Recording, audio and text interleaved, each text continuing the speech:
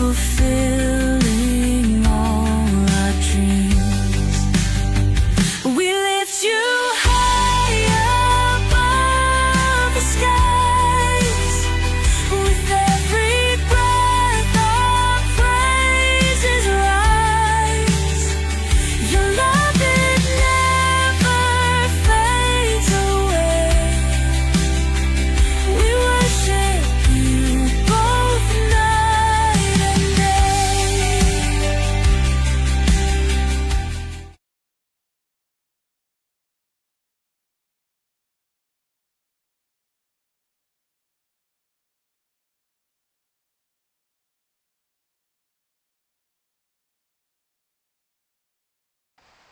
Hello, hello, and welcome sa Russia TV mga kapatid. At meron tayong debate na magaganap ngayon between Blood is Salvation laban sa Born Again mga kapatid. So, ating topic ngayon is patutunayan ko na biblical ang dispensation for salvation.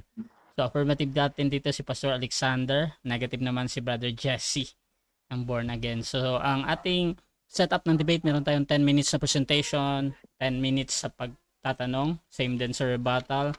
Meron tayong 10 din. Meron tayong 5-minute na final conclusion. Mahuna si negative, mahuhuli si affirmative. Sa ating rules, standard naman to, no? Yung dati. Sa Russia TV pa din, 20 seconds na pagsagot sa lahat ng tanong.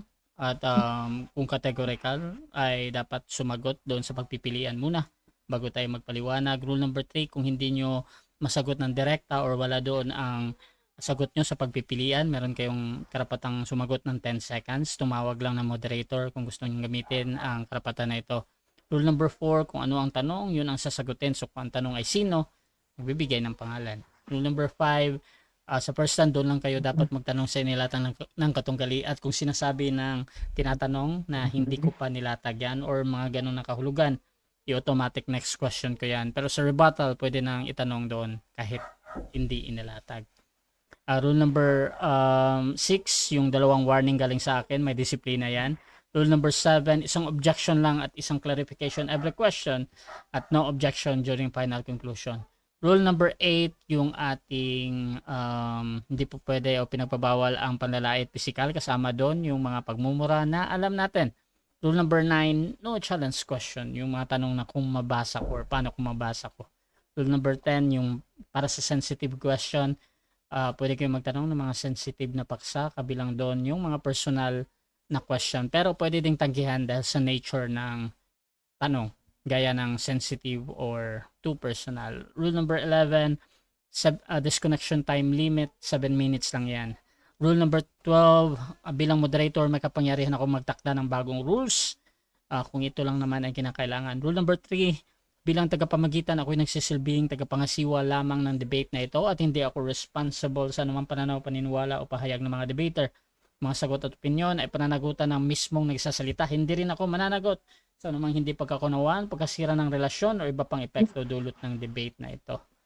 At by the way mga kapatid, ako nga pala si Russia Vista at ako po ay tatayong moderator, streamer, timer sa debate na ito.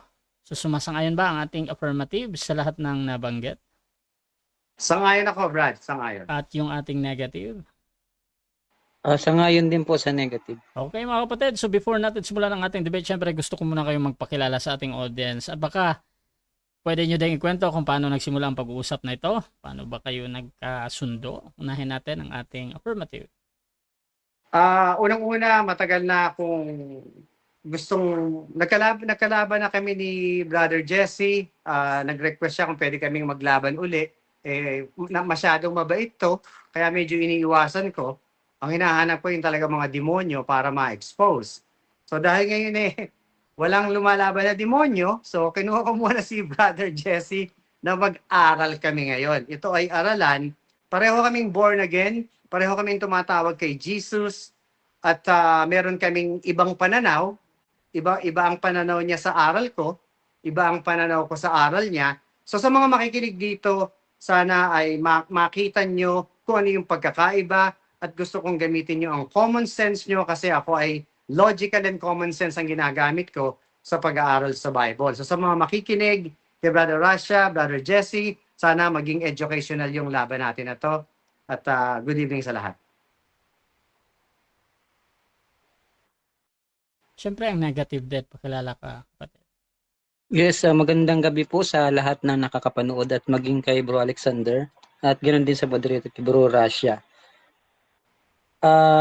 Ako po si Brother Jesse pala muna ng Evangelical Born Again Christian po na from Camarines Sur dito po sa Bicol region. So ang history po ng debate na to ay wala naman po masyadong hamunan kundi naghahanap lang po tayo ng mabubugbog ngayong gabi. Kasi wala po tayong magawa ngayong gabi. Pero maganda po ito pakinggan nyo kasi ang debate pong ito ay sumisentro sa salvation. Kung yung bang pagliligtas ng Diyos ay nagbabago-bago siya ayon sa panahon or hindi nagbabago. Yun po, yun doon kami susentro.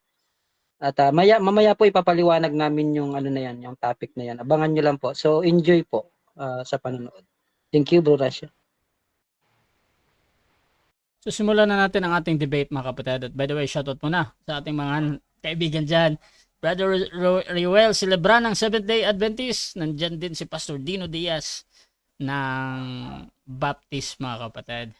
At kung gusto nyo yung mga ganitong pag-uusap, please share yung ating live streaming, mga kapatid. Or mag-comment kayo ng @highlights or @followers dahil automatic na magtatag ang inyong mga friends, mga kapatid. Shoutout din sa lahat ng member ng Debaters Convention. Pastor Jeremy Amlon, mga kapatid, nandyan din nakaabang. At eto na, simulan na natin ang ating debate at patutunayan ng ating affirmative na biblical ang dispensation for salvation. Pastor Alexander, 10 minutes. Your time starts now. Bro, paki-warning ako ng 3 minutes ha. Simulan natin ngayon, dispensation. Okay. Ako ay nagtuturo ng dispensation at iyan ay dispensationalism. Dispensationalist ako as a person. So, paano ba maintindihan ang word na dispensation? Kasi pag tiningnan mo yung Tagalog sa Bible, binanggit yung dispensation, pero hindi nila na-i-explain ng maayos. So, bibigyan ko kayo ng common sense, logical meaning ng dispensation.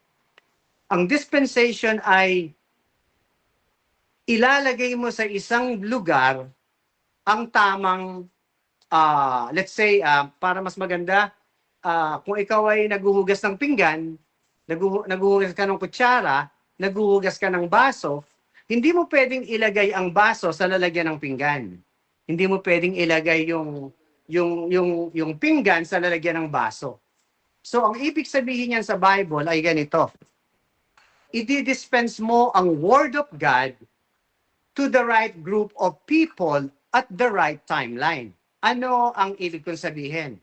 Sa Old Testament, mayroong dispensation. Sa New Testament, mayroong dispensation. So ano ang Old Testament? Ang Old Testament, pumapatay ka ng hayop para mabawasan ang kasalanan mo. Ngayon ba papatay ka pa ng hayop? Ano ang sabi ni Jesus Christ?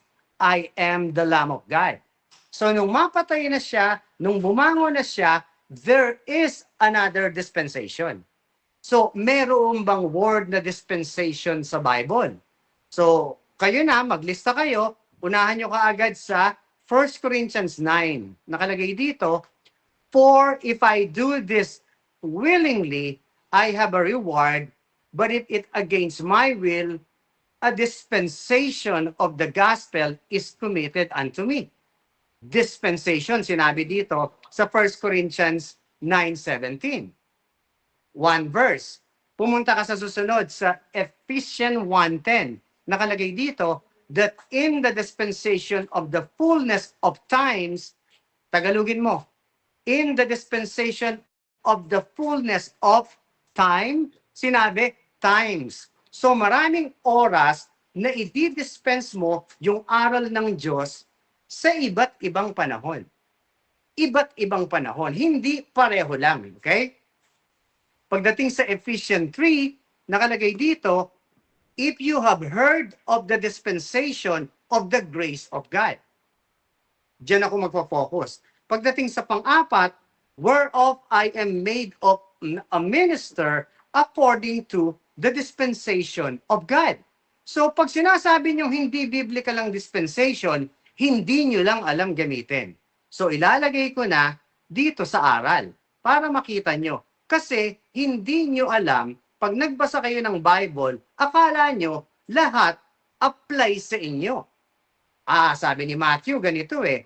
Ang sabi ni Peter, ganito eh.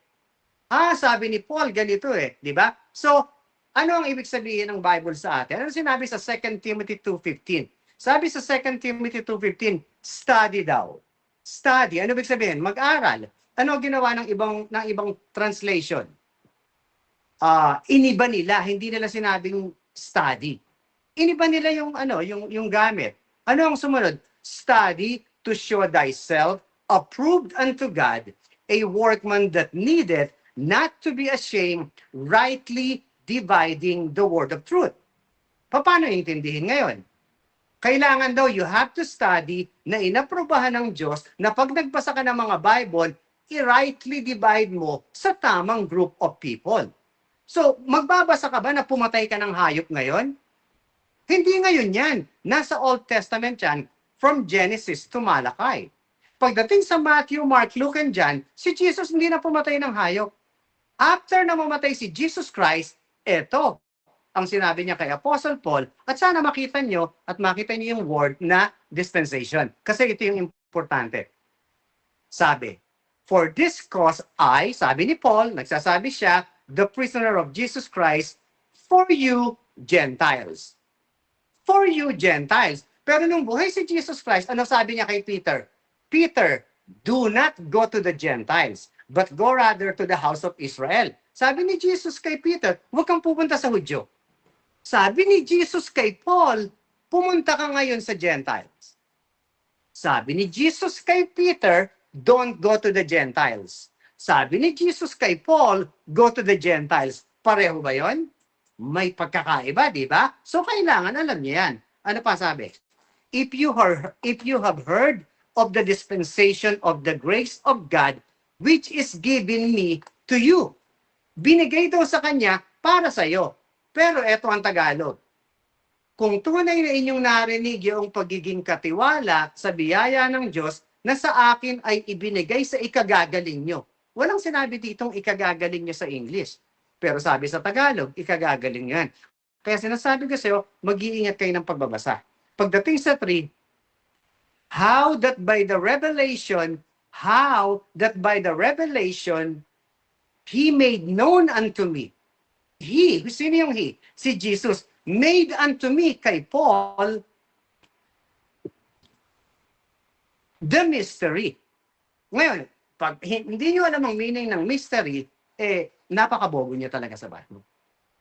Ang mystery ay ang misteryo na hindi pa nire-reveal sa Old Testament. Ang binabasa ko ay New Testament. Ano sabi niya? May inireveal si Jesus Christ sa akin na mystery. So, hindi pa binibigay noon. So, may dispensation. Hindi pa binigay kay Paul ngayon. Ibang-iba na. Sa 4, whereby when you read, sabi ni Paul, you may understand my knowledge in the mystery of Christ. Walang Christ noon, may Christ na ngayon. Pagdating sa 5, which in the other ages was not made known. Nung nakaraan daw na panahon, hindi pa binibigay. Pero ibinigay ngayon. So ano sasabihin yung pareho lang? Di ba? Maliwanag na maliwanag ang sinasabi ni Paul, which in the other ages was not made known unto the sons of men. Para matuto si Brother Jesse, ang sons of men, yun ang mga Hudyo ha, Israelites yun. Mag-take note ka, marami kang matututunan dito. As it is now revealed unto His holy apostles. May apostle ba noon? Wala, pero meron na ngayon. Salamat. By the Spirit. By the Spirit. Yan ang hindi nyo nakikita eh. Sabi ni Jesus Christ kay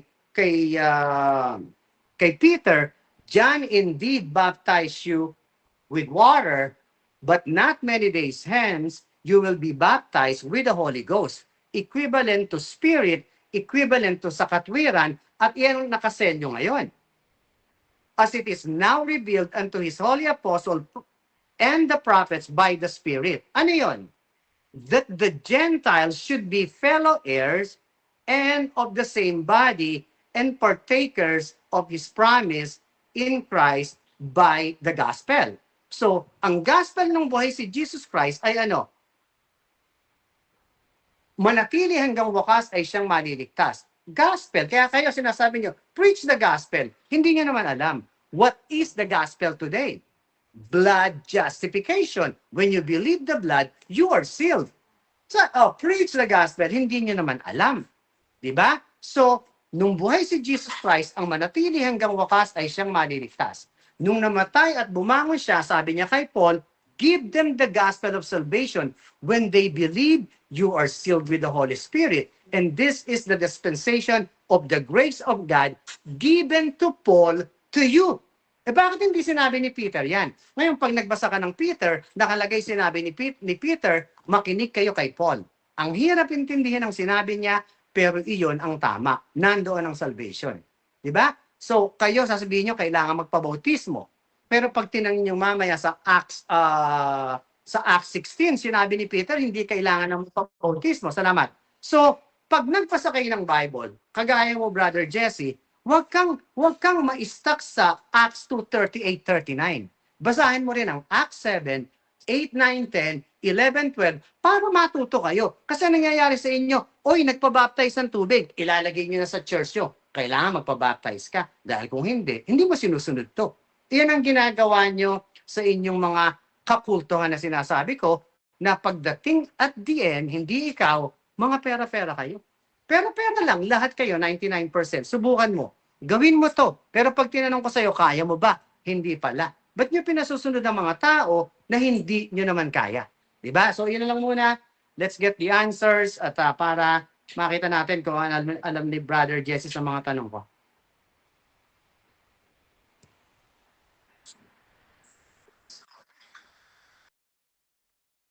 Dako tayo mga kapatid sa pagtatanong ni Brother Jesse. 10 minutes ito. Bro Jesse, your time starts now, bro. Yes, thank you, Bro Rasha. Unang-una, doon muna ako magtatanong sa... Mahina. Okay, sige, pakiulit. Dito, ang una po ako magtatanong dito, Pastor, sa definition mo ng dispensation. Kasi Okay. napaka-simplified nung definition mo is yung you put in a right place. Bakilinaw nga po, ano ba talaga ang ibig sabihin mo doon sa definition na yun? Ang biblical meaning or meaning ng dispensation ay study the verses or books to the right group of people at the right timeline. Kagaya noon, sumakay ka sa barko. Ngayon ba, sasakay ka pa? Hindi na. Blood na ngayon. Next question. Follow up po, saan nyo kinuha yung definition na yun? Specific na kung sa Bible man o sa ang source? Okay, 2 Timothy 2:15, sinabi ni Paul, study to show thyself approved unto God, a workman kagaya mo at ikaw, not to be ashamed, rightly dividing the word of truth. So you have to divide the word of truth. Sasakay ka ba ng barko ngayon? Papatay ka ba ng animal ngayon? Hindi na. Ngayon, blood na. So you have to right to divide. Yan ang equivalent ng dispensation na resin. Okay, next question. Sinabi yun ni Paul, pero sinabi ba ni Paul na ito yung definition ng dispensation? Hindi sinabi ni Paul. Sabi ko nga common sense. Yung mga tanong ninyo, alam niyo yung mga tanong ninyo, hindi sinabi. But when you understand what Paul says, rightly divide the word. Ano ibig sabihin nun? You have to divide. Diba? Pag dinivide mo yon, merong equivalent to dispensation. Hindi sinabi eh. Hindi ganun. Kailangan magkaroon kayo ng logical sense. Ganun ang pag-aaral. Next question. Next question po, Pastor, doon sa sabi niyo pagpapatay ng hayop, di ko makita yung punto. Bakit niyo nasabi na doon sa pagpapatay ng hayop ay sinusuportahan yung punto na may dispensation? Okay, sabi ni Apostle Paul o sabi ni Jesus Christ kay Moses that time, for the life of the flesh is in the blood and also your spirit. So ngayon, sabi ni Jesus kay Moses that time, pumatay kayo ng animal on a daily basis, monthly basis, on a yearly basis for the remission of sins. That time. Pero ngayon, hindi na. Kaya kailangan alam mo ang dispensation, transition of the salvation from old to the new. Old, new. Hindi pareho yan. Next question. Next question, paano nyo nasabing may dispensation sa pagpapatay ng hayop kung mula pa kay Adan hanggang kay Moises, may pag-aalay pa rin ng hayop hanggang sa panahon ng ng Malakay. Paano niyo nakuha 'yon? Paano niyo nakuha may dispensation sa old na pareho naman may pagpatay doon sa buong timeline? Ikaw na nga nagsabi, from Genesis to Malachi is Old Testament, di ba? Doon may pagpatay ng hayop. Ngayon, nandun ka pa ba sa time ng Malakay? Lumagpas na ang Matthew, Mark, Luke, and John, lumabas na ang Acts, Romans to Philemon, pupunta pa sa Hebrew, tapos James and Revelation. So, tama ka doon. Nasa Malakay ka ba? Wala ka na doon. Next question. So sinasabi niyo po ba, Pastor, na sa buong Old Testament ang salvation is by works? No, hindi ko sinasabi yan. Ang salvation sa Old Testament is God pipili ng tao. Pinili ni God si Noah, pinili si Abraham, pinili si Moses, pinili ang nation of Israel for the purpose na lalabas siya doon as king. Kaya niya inalalayan yon kasi that time, God of Israel versus many gods. Ngayon naman, my Jesus versus your Jesus. Sana makita niyo yun. Next question. Next question, doon sa sinabi niyo na sa Old Testament ay by grace, sinasabi niyo ba sa amin na by grace alone? Walang faith? No. Hindi ganyan ang sinasabi ko at hindi ko sinabi yan. Ang grace ay grasya ng Diyos, ang faith ay manggagaling sa atin para paniwalaan natin kung sino yung tamang Diyos. Kaya sabi ni God kay Abraham, Abraham, do you believe me? Sabi niya, yes, Lord. Iyon yung faith. Pero yung grace, yung ibinigay na imputed righteousness na si Abraham believed God and it was counted to him as righteousness. Next question. So kung sinasabi niyo na sa Old is by grace din, through faith, at ganun din sa New Testament, anong dispensation ang sinasabi niyo ngayon? Okay, ang dispensation ay the coming king. Kinuha niya si Abraham para sa lineage na sa iyo ako manggagaling. Abraham, Isaac, Jacob, David, and then here comes Mary and Joseph. Iyon ang dispensation doon. Paglabas ni Jesus Christ, iba na yon. Pero it started from faith, from Abraham. Tapos pumunta sa Israel to kill an animal, preparation for the coming king kasi siya ang fulfillment of the law. Next question. Next question, aware ka ba na ang pinag-uusapan natin ng konteksto ng dispensation is salvation, hindi the coming king? Aware ako. Paano maligtas nung time ni Noah? Go to the ark. Paano maligtas nung panahon ni Abraham? By faith. Paano maligtas nung panahon ng Israelite? Kill an animal. Paano maligtas ngayon? Trust the blood of Jesus Christ. So, hindi ako umalis. Still salvation. Master degree ko yan. Next question. Ibig sabihin mo, nung sinabi mong ang salvation sa time ni Noah is pagsakay sa ark, sinasabi mo ba na lahat ng hindi sumakay doon sa arko, lahat sila impyerno? Yes. Yan ang maliwanag mo lang. Sabi ng Panginoon, the thoughts and the imagination of human ay continuously evil. Let me kill them. Lahat. But Noah found grace in the eyes of God. Ano sabi ng Diyos? Pasakayin mo sila sa barko. Pag hindi sila sumakay, sa impyerno sila. So ilan ang naligtas? 8 lang. And then started again from Ham, Shem, and Japheth. Nagkataon ng demonyo si Ham, si Shem ang hindi. So dire-diretso yan. Binasa ko yan for my own education. Ganun ang ginawa ko.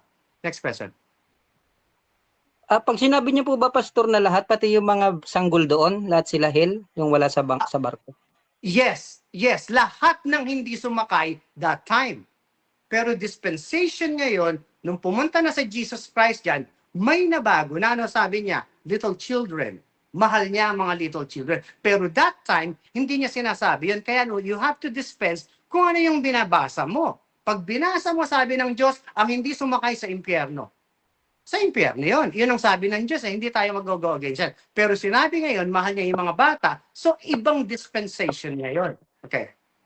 Aware ka ba doon, Pastor, sa talata, nung namatay si Jesus, pumunta siya doon sa kailaliman para pangaralan yung mga naghihintay sa panahon ni Noe?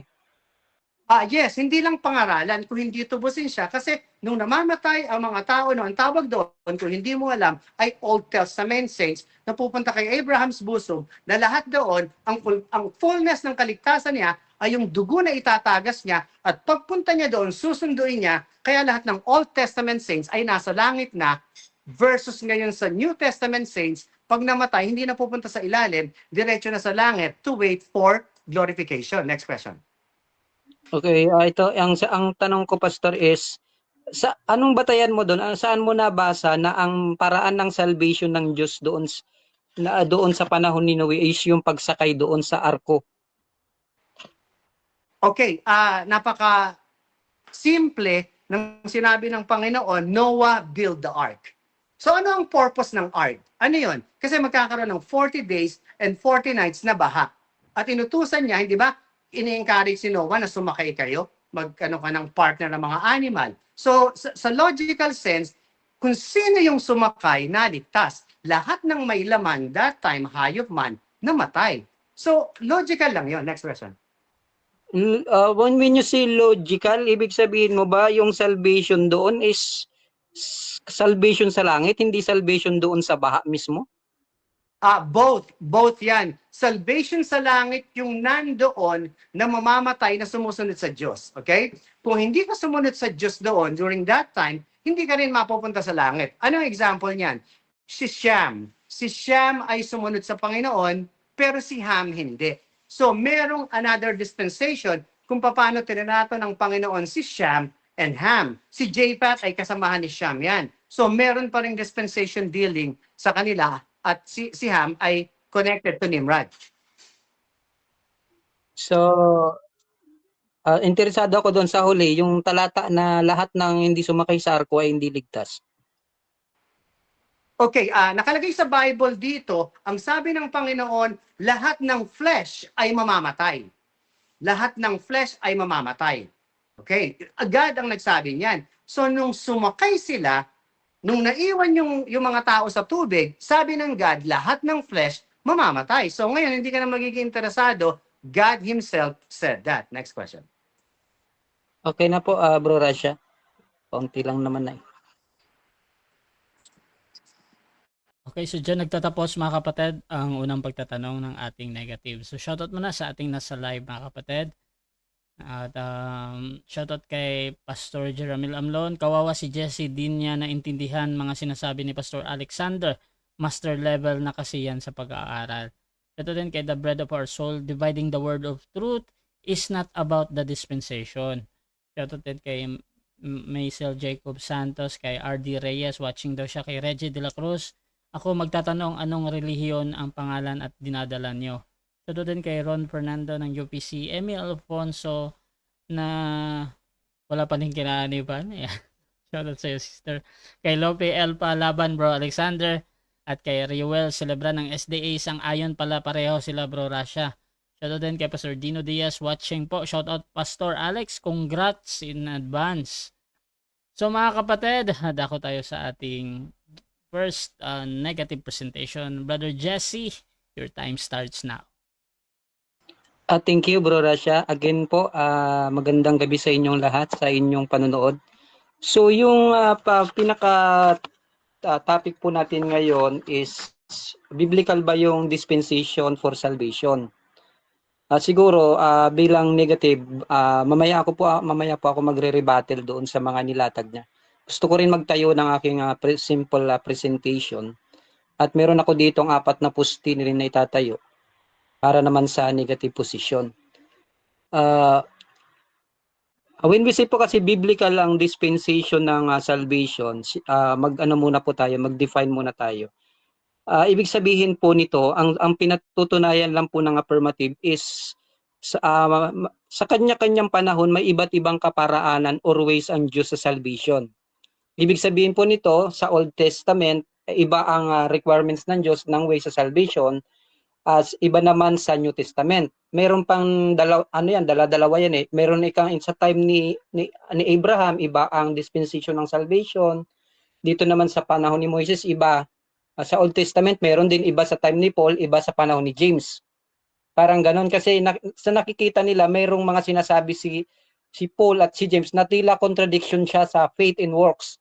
So parang sinasabi nila ay kay Abraham is by faith, kay Moises by works kasi may law. Dito naman kay Paul is by grace through faith kasi sinasabi yan sa Ephesians 2. Then kay James naman is by faith in works. Parang ganon. To reconcile yung mga talata. Ganon nila lang nire-reconcile yung dispensation.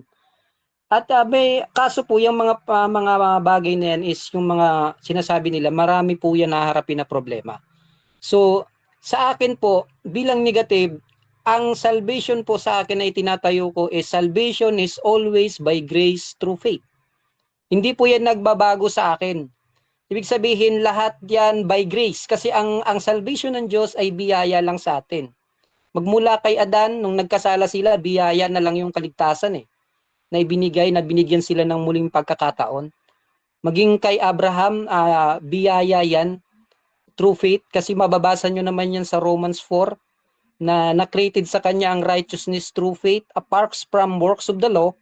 Napakalinaw po niyan sa buong talata ng Romans 4.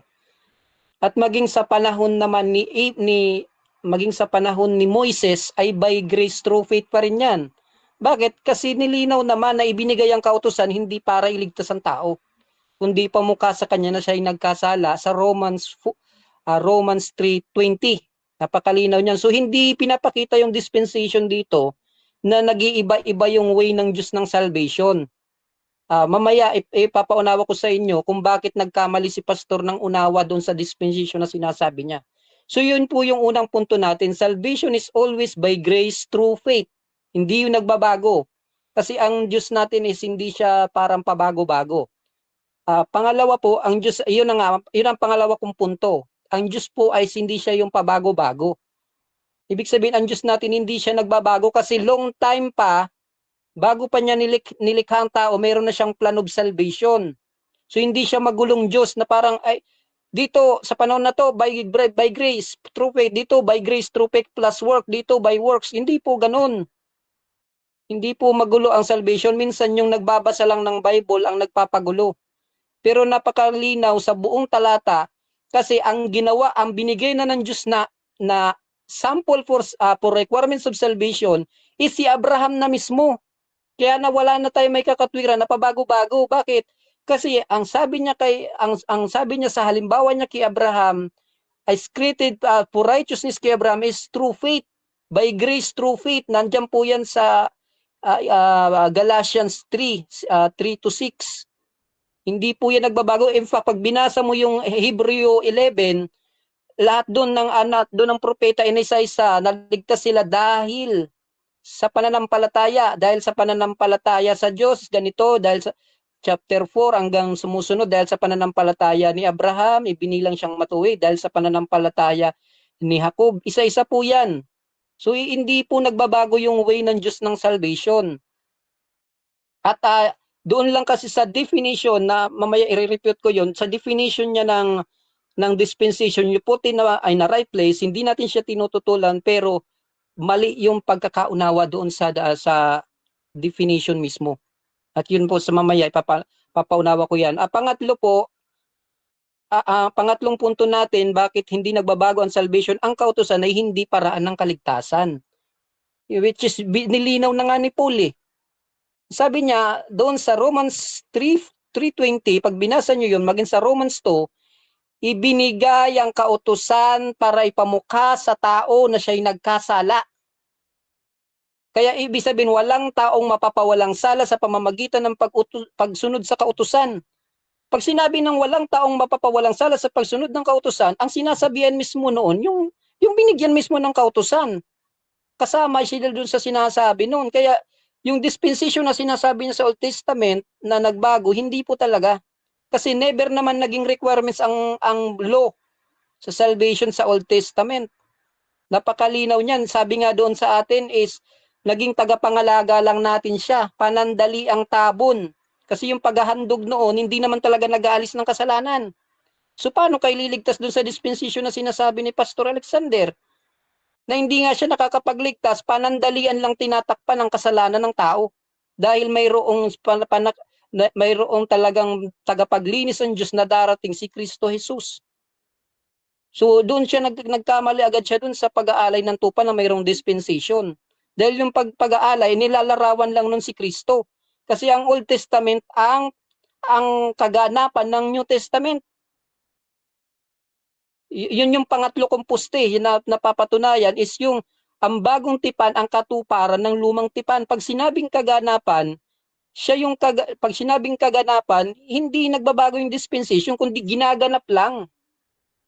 Kasi doon sa Old Testament, hindi pa lubos ang kaligtasan. Bakit? Kasi nga, yung salvation doon sa Old Testament, pag binasa mo yung buong book ng Hebrew, is yung panandalian lang na pagtatakip ng sinabi natin kanina na parang yes, by grace through faith siya, pero at yung paghahandog is sasampalataya ka doon, kaya nag-aalay sila ng tupa, sasampalataya ka na mayroong inihandaan Diyos na darating na tagapagligtas. Hindi siya totally na nakakapag-alis ng kasalanan kasi si Kristo lang. By that shadowing or analogy, hindi talaga nagbabago, kundi mayroon lang tinakdang Panginoon na dito hindi paganap ang kaligtasan, hindi to magaganap. Hindi siya dispensation. Kasi pag dispensation, ibig sabihin pabago-bago ang requirements ng Diyos. Pero kung pabago-bago ang requirements ng Diyos, bakit niya sinabi na si Abraham is na justified through faith? At kung sasabihin niyang iba na ang dispensation ki James, ay ang binibigay rin na halimbawa ni James si ano rin si Abraham din. Magkakaproblema ka ngayon doon.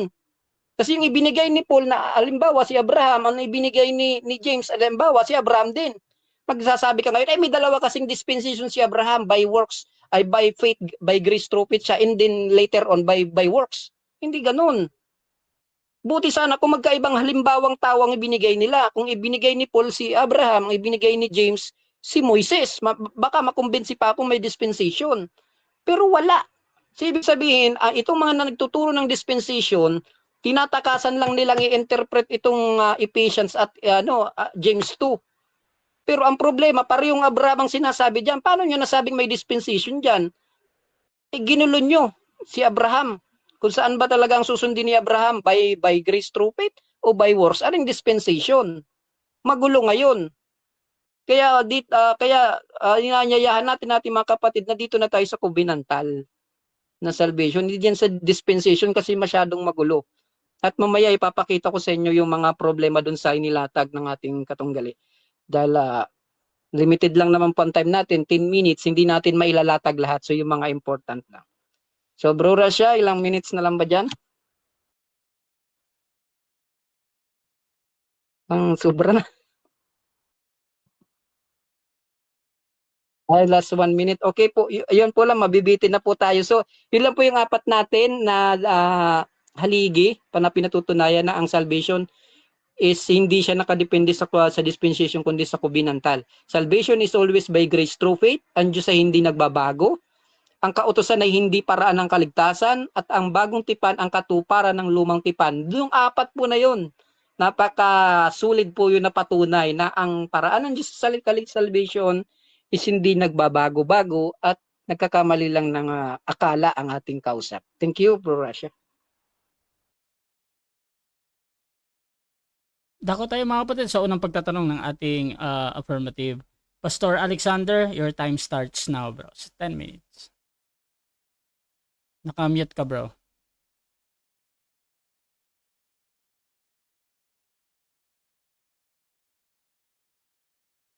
Narinig po, Pastor.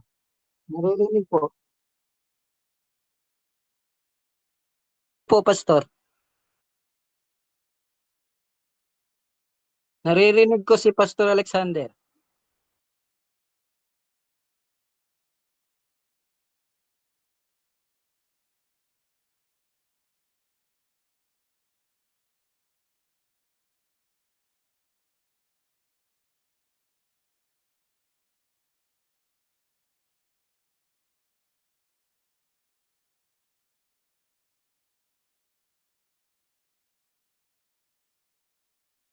Wala.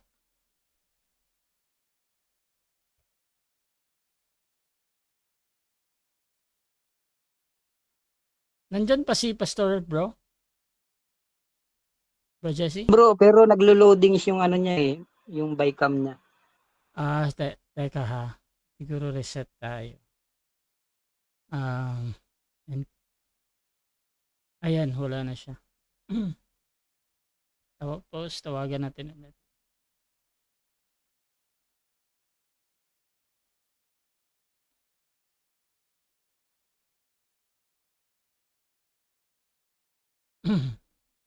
Ayun, shoutout mo na mga kapatid habang naghihintay kay Pastor. Nandyan si Pastor Jeramil, Brother Jose Bayre ng SDA. Nandyan din si Albert Hinkel ng Victory Church. Judy Pensahan, shoutout sa iyo sister kay Nards Bundok. Yan, shoutout sa iyo bro.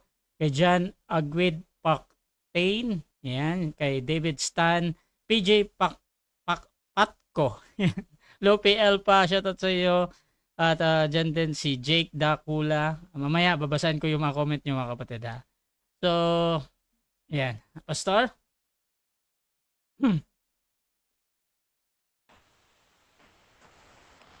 Dinig niyo ako? Yan, dinig na Pastor. Okay. Sir Jesse, dinig mo ako? Malinaw yung boses, Pastor, yung aral lang ang medyo malabo. Tuloy. Buisit ka talaga. Okay, eto unang tanong. Tingnan natin kung paano. Okay, sige. Binanggit mo kanina, mali ang dispensation ko at ang sabi mo, from the whole Bible, Genesis to Revelation, ang salvation is from the grace of God through faith. Sinabi mo ba yan? Yes or no? Yes po, Pastor, sinabi ko po yan, confirmation.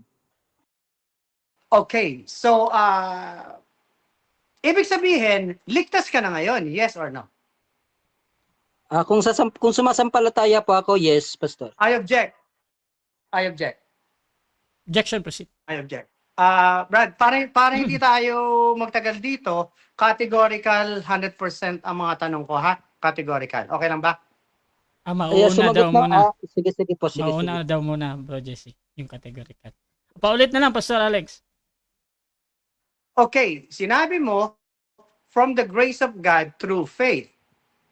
Ina-assume ko ngayon na ikaw ay may faith sa Panginoon. So, ibig sabihin, ligtas ka na, yes or no?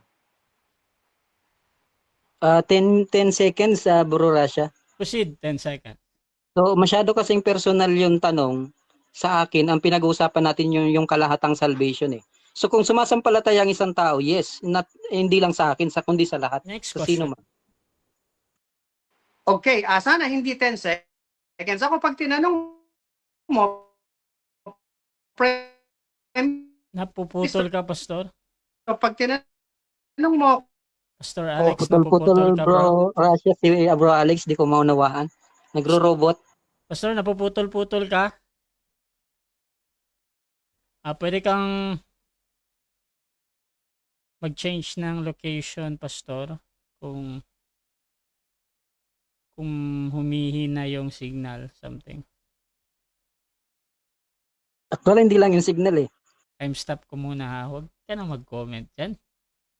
Shoutout sa mga kapatid sa ating nasa live ha. Ayan, okay na. Pastor, Alex? ayan, okay na? Ayan, okay na. Okay. Paulit na lang yung... Okay, sandali lang ha, medyo parang pangit ang screen ko. Clear ba ako? Kasi I am saved from the grace of God. Try na ba? Yes bro, time resume bro. Okay, so, premise lang, pag tinanong mo ako na I am saved from the grace of God through faith, pag sinabi mo ligtas ka na ba, hindi personal sa akin, yung salvation eh. Ang sasabihin ko, ligtas ako. So ngayon, ulitin ko. Kasi nagtuturo ka ng kaligtasan sa mga miyembro mo or kung sino man na nakikinig sa'yo. Na sinasabi mo sa kanila, walang dispensation sa Bible. Ang sinasabi mo, it's one salvation from the grace of God through faith. So ngayon, ang tanong ko sa'yo, ito ba ang itinuturo mong kaligtasan sa mga sinosolwin mo? Yes or no? Yes po ang sagot ko. About doon sa premise mo, sasagot ako batay sa gusto ko at paraan ko, hindi sa gusto mo. Doon sa question mo, sinamagot ako ng yes, ang sagot ko ay, ang salvation is always by grace through faith at hindi nung kinukontra yung sinabi ko. Kasi lahat ng tao, hindi lang ako. So walang kinalaman yung personal kong view doon Next kasi question. kasama ako doon eh. Bro Alex, Okay. pwede pa-off Okay. muna ng camera tapos i-on mo ulit. Off mo yung camera mo tapos i-on mo ulit. Naglalag talaga. Okay, pero clear naman ang boses ko. Ah. Okay, so go. Pwede na siguro yan. So, premise, nag-preach ako sa pamangkin ko, sinabi ko yung salvation from the grace of God through faith under the blood of Jesus Christ at na-claim niya, naligtas na siya. And I'm so happy. Silang dalawa ng Diyos yun. Ikaw naman, sinasabi mo, you are saved from the grace of God through faith. At ang sabi mo, kung nananampalataya ka, of course, ligtas ka. So, nanampalataya ka na ba sa Diyos? Yes or no? 10 seconds, bro, Rasha. Irrelevant to the topic yung tanong kasi hindi naman ako yung pinag-uusapan kundi yung kabuuhang salvation ng lahat ng tao. Next question. I object. Wala objection. Akala ko sinabi. Okay. Okay, so ibig mong sabihin, nagtuturo ka ng from the grace of God. Ulitin ko premise. Sabi mo, against ka sa dispensation ko, dahil ikaw, alam mo kung ano yung salvation from the grace of God through faith. So, ikaw, paano ka maligtas? Kaya ka ba from the grace of God? Yes or no? Yes, naligtas po ako by grace through faith kasi yun sabi ko nga lahat eh. Sinabing lahat, hindi ako exempt doon sa sinasabi ko. Next question. Premise. So, dapat hindi 10 seconds, di ba? Yes, di ba? So, ngayon, ibig sabihin, kahit ano mangyari sa buhay mo, ligtas ka na. Yes or no?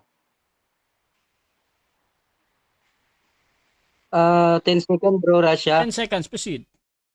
Irrelevant nga yung sinasabi niya kasi parang inaano niya ako na sumagot sa gusto niya. Dapat sasagot ako dun sa gusto ko.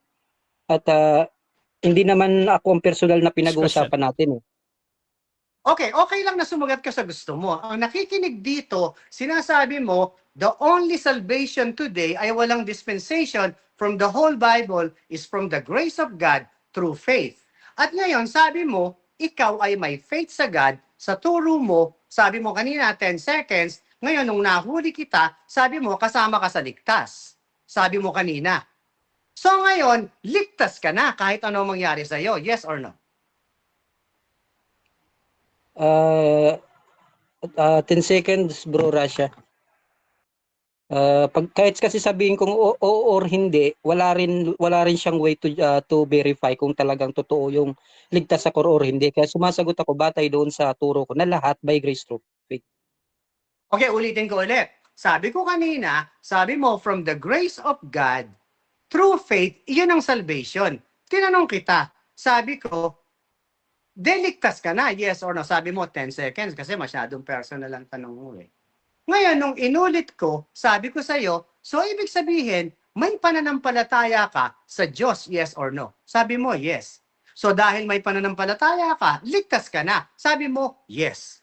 Ngayon, tinanong ko, so ligtas ka na kahit ano mangyari sa'yo. Sabi mo, 10 seconds. So ulitin ko tanong, may pananampalataya ka ba sa grace of God through your faith ngayon? Yes or no?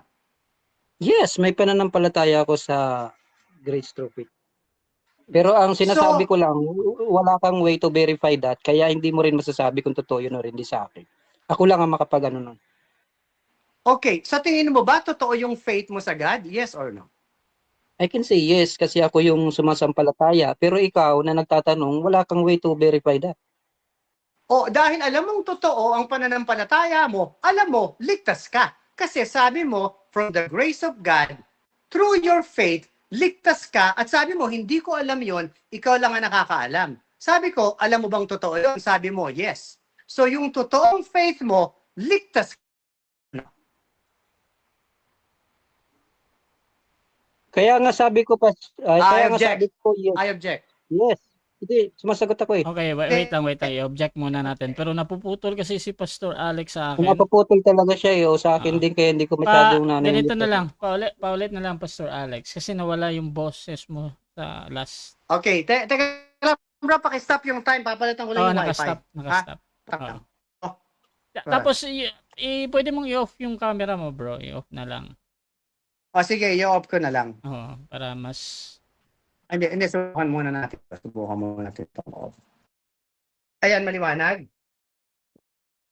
Oo, Maliwanag maliwanag ba? na yung boses mo, pero yung camera mo naka... Hindi, pagka bro. Ay, teka. Ayan, maliwanag? Yes, makaliwanag naman. Yung boses mo ha. Okay, okay. Sige, okay lang. Kahit walang picture, sigurado naman mas pogi ako kay Jessie kahit ganito. Di ba? Okay, proceed. Paulit Okay. ng tanong. Okay. Okay. Sabi mo, Jessie Boy, ikaw lang ang nakakaalam ng faith mo sa Panginoon at hindi ako. Sabi ko, totoo ba ang faith mo? Sabi mo, yes. So, ibig sabihin, likha na from the grace of God, yan ang itinuturo mo, kahit ano mangyari sa'yo, kagaya ni Abraham. Ligtas ka na kahit ano mangyari sa'yo, yes or no? Yes or no? Ligtas ka na Yes, ba? yes, Yes, po. yes. Yes po. Kaya nga sinabi ko na kung sumasampalataya ako is yes, pero doon sa premise mo na sinasabi mong mas pogi ka is subjective po yan kung pogi ka kasi para kay Bro Russia baka mas pogi ako. Next question. Next question. Okay, so ibig sabihin, osas ka na. Once saved, always saved. Yes or no? Wrong conclusion po. No. No, Wrong no, conclusion na porket save ka na is ibig sabihin always save na hindi kasi meron naman save na nawawala eh. Next question. Next question. Last 1 minute. Ganun pala. So yung kaligtasan mo pala ngayon ay mawawala pa. Yes or no?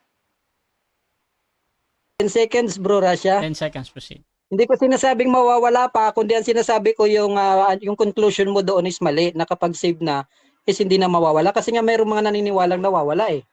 So, next question. Next O question. naniniwala ka ba na mawawala pa ang kaligtasan mo? Yes or no? Personal hindi. Sa akin personal hindi. Kasi yun ang ano ko eh, usas ako eh. Next question. So, ligtas ka na kahit ano mangyari sa buhay mo. Yes or no? Pastor, yes. Sa personal ko, yes. Yes, yes. Pero, no. kasi syempre hindi naman lang tayo nag-uusap dito. Marami naman ang nanonood dito na hindi naniniwala doon eh. So, sa personal ko lang yun, yes. So, kahit magkamali ka, ligtas ka pa rin. Yes or no? Personal, yes po, yes. Sa Yes, personal yes. ko. So, ibig sabihin, once saved, always saved. Yes or no? Yes, once save, always save po sa akin. Next Oh, question. so, okay. So, walang issue kami dito ni Brother Jesse. Time. Okay mga kapatid, so dyan nagtatapos ang first stage ng ating debate. Shoutout mga kapatid sa ating nasa live. Kay Albert Hinkel, osas naman talaga yan. Pero hindi yan ang debate. Ang debate nyo daw ay patungkol dito sa dispensation. Biblical or not. Shoutout din mga kapatid kay Lupi Elpa. Nasa siguro o balang ng alanganin. Shoutout kay Lupi Elpa. Kay Nards Pundok. Mga Hebrew 10 verse 12 to 14. Ngunit si Kristo ay minsan lamang naghandog para sa mga kasalanan at pagkatapos ay umupo na sa kanan ng Diyos. Shoutout din kay John Paktain, hindi pala siya ligtas tapos ang topic kaligtasan. Shoutout din kay David Stan, flesh lang ang kanyang linisin at hindi kasama kaluluwa. Sapagkat kung ang dugo ng mga kambing at mga turo at ang mga pagwiwisik ng mga abo sa mga taong mga may dungis ay naghahandog sa kanila sa Diyos at ginawang malinis ang kanilang katawan. So dating kay the bread of our soul, that time na yan, hindi pa tapos ang paghahandog niya sa kanyang anak. At sabi ni Albert, sama ako ng 100 kay Jesse. Siya dating kay Jose Bayray, parehas lang kayong ano ba yun? Parehas na. Okay, nawala. Shoutout na lang kay Brother Jose. Jan Paktain, hindi pala siya ligtas. Tapos ang topic, ito yung kanina. So mga kapatid, ako tayo sa rebuttal. Mauna dito si Pastor Alexander. Your time starts now, bro. Bro, 10 minutes, 3 minutes. Bigyan mo akong 3 minutes, ha? Sa mga nakikinig dito kay Jesse, sa mga nakikinig dito kay Brother Jesse, clear ba ako, Brad? Rasha, clear ba ako?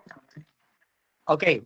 Okay, kung papansinin nyo, dito papasok yung mga exposure ko sa ganitong klaseng nagtuturo. Okay? For by grace daw, through faith, ligtas ka. Sabi ko, nasa iyo ba yung pananampalataya na yon? Yes daw. Ligtas ka na ba? 10 seconds. Bakit 10 seconds? Why? Kasi hidden agenda ng ganitong klaseng born again ay, ito na papapasukin ko na, ang Acts 2:38. repent and be baptized of water. So, Brother Jesse, yan ang susunod na tanong ko. Kailangan sa grupo mo magpabautismo ng tubig kahit may pananampalataya dahil pag hindi nagpabautismo sa tubig, hindi sila ligtas. Hindi mo miyembro.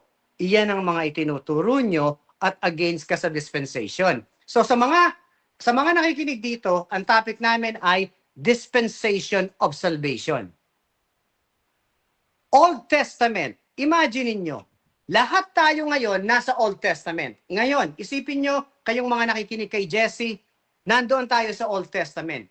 Sinabi ni Moses sa Leviticus, sinabi niya na pumatay kayo ng hayop para kayo mapatawad ng Panginoon. Pumatay kayo ng hayop. Sa Old Testament, nandoon tayo. Ang tanong ko sa inyo, papatay ba kayo ng hayop kung nandoon kayo? Siyempre, papatay kayo ng hayop. Old Testament, Genesis to Malakay. For by grace are ye saved through faith. Sabi ni Jesse, doon daw ang kaligtasan din ay grace of God through faith. Eh bakit pumapatay sila ng hayop? Question, di ba? Question na yon. So ngayon, pumunta tayo sa New. Sa New, ang sinabi ni Apostle Paul, for by grace of God, you are saved through faith. At ang sinabi dito, it is not of yourselves. Ano ang sabi ni Paul? It is the gift of God. So ano yung kaligtasan? Gift of God. Paano mo nakuha? Through faith. Saan galing yon? Sa grasya niya. Ano ang sabi sa 9? Not of works. So ibig sabihin yung kaligtasan, wala kang gagawin. Ginawa ni Jesus Christ. So mamaya, babanatan natin to si Jessing, siguro mas pogi nga sa akin to. Pwede ba akong maligtas kung hindi ako magpabautismo sa tubig? Eh, sabihin niya, hindi pwede. Kailangan magpabautismo ka. Ang bautismo ba ay work? Kailangan tinuro yan eh. Pero ang question, work ba ang baptism? Yung sa tubig? Sigurado work yan. Pero sabi ni Paul, not of works. Pumunta ka ulit sa Old Testament. Sa Old Testament, yung pumapatay ng hayop, pag pinatawad sila, nagpabautismo ba sila sa tubig? Maaaring sabihin mo, nung tumawid sila kay Moses, sinabi sa 1 Corinthians 10:4, tumawid sila, binautismohan sila ng dagat. So, sabi mo, walang dispensation. Binautismohan yung nation of Israel nung tumawid sila sa Red Sea ng tubig dagat. So, ngayon ba, babautismohan ka ng tubig dagat? Hindi. Ilulubog niya sa tubig at sasabihin nyo, miyembro ko na kayo. Yan ang ginagawa ninyo. Kaya hirap na hirap kang sumagot eh. Dispensation of salvation, Old Testament, kill an animal. Sa middle pagdating ni Jesus Christ, sabi niya, I am the Lamb of God. Ano ang pinoportray doon? Foretelling, foreseeing na ako ang mag-aalay ng dugo. So ano nangyari? Crucify him, di ba? Sinabi sa Isaiah 53. Kung hindi mo pa nababasa ang Isaiah 53, lahat ng prophecy doon sinabi na mangyayari ngayon. So nangyayari na ngayon. Pinatay na siya. I am the Lamb of God. So ano ang value? Yung blood. Kaya sabi ni Apostle Paul sa Romans 5:9, being now justified from His blood. So kung hindi mo alam ang ibig ng justified, pinawalang sala ka. Saan galing? From His blood. Doon ka pinawalang sala. You are reconciled with Him from His blood. Saan ka na-reconcile? From Him. Saan galing yon? Sa grace of God. Na sinasabi mo, na pinaniwalaan mo, pero pag tinanong kita, hindi ka sigurado, 50-50. Pero lumalabas ngayon, osas ka na. Pero questionable yan, kasi merong nawawala eh. Pero ako, kaya ko. Sabi mo, kaya mo. Paano mo nasabi na kaya mo? Diba? So, iyan ang tricky part sa mga aral ninyo. Sumunod kayo sa akin kasi kaya ko. So, ano kaya mo? Sa good works, diba? Magpabautismo kayo, nakakasunod ako. So, anong nangyayari? You are saved from the grace of God through faith, pero kaya ko. Ano na kaya mo? Nagpabautismo ako eh. From works din yon. Hidden agenda yan. Yan nga ina-expose ko sa inyo eh. Pareho tayong tumatawag kay Jesus. Pero pag tinawag ko si Jesus, I need a Savior. Lord, save me. Sabi ni Jesus, sealed ka na. Kahit ano mangyari sa buhay mo, ligtas ka na. So pilitin mo nang gumawa ng mabuti dahil pagdating sa judgment seat of Christ, ibe-bless ko yung ginawa mong maganda, susunugin ko yung pangit, ligtas ka pa rin. Pero sa inyo, sabi niyo, pag hindi nakasunod, aalis. Pero ikaw, sigurado ka na kaya mo. Paano yun? Kaya mo ang ano? Ano ang kaya mo? May gawa, di ba? Kaya yung miyembro nyo natatakot na baka hindi ako nakasunod. Kaya, sa mga nakikinig dito kay Brother Jesse, mabait to. Kaya lang yung sinabi niyang kulang ang pag-aaral ko, tingnan nyo ha, ang itinuturo ko sa inyo, you are saved from the grace of God through faith. Niligtas na ako. Kahit ano mangyari sa akin, ligtas ako. Sasabihin nila, ang dami kong ginagawang masama. So ang challenge ko sa iyo, paramihan tayo ng mabuti. Baka matunaw kayo. Baka ako ang work kang sasabihin ninyong kaligtasan. Baka nasa langit na ako, kayo nasa impyerno pa. So huwag nyo i-challenge yan. Good works, mas marami ako sa inyo. For sure, may resibo pa. Pero kayo, ang ginagawa nyong good works ay pahirapan ng miyembro nyo. Bumalik kayo dito, sumunod tayo, para pagka naman pagdating ng Panginoon, karapat dapat tayo. Let's preach the gospel, sinasabi nyo. Ano ba gospel? Hindi nyo naman alam.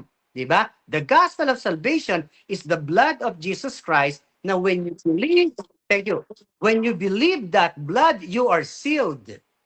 Pag sinelyohan ka, Brother Jesse, kahit ano gawin mo, hindi ka naiiwanan ng Diyos. Ngayon, kung iiwanan ka ng Diyos, demonyo may hawak sa'yo. Alam mo kung bakit? Sabi ni Jesus Christ, I will never leave you at no man can pluck you away of my hands. Sabi ni Jesus yun. Ngayon, kung gusto mong umalis, sasabihin sa'yo ni Jesus, sorry, naniwala ka na sa akin eh. Ligtas ka na. So, yun yung sinabi sa amin ni Jesus. Yung Jesus namin, ha? Yung under Paul. Kasi ang dami yung sinusunod na Jesus. Sinasabi nyo, pag tumalikod, mawawala. Aalis ang kaligtasan. Pero pag tinanong ko, pwede pa bang bumalik? Sasabihin nyo, pwede pa. Magsisi lang.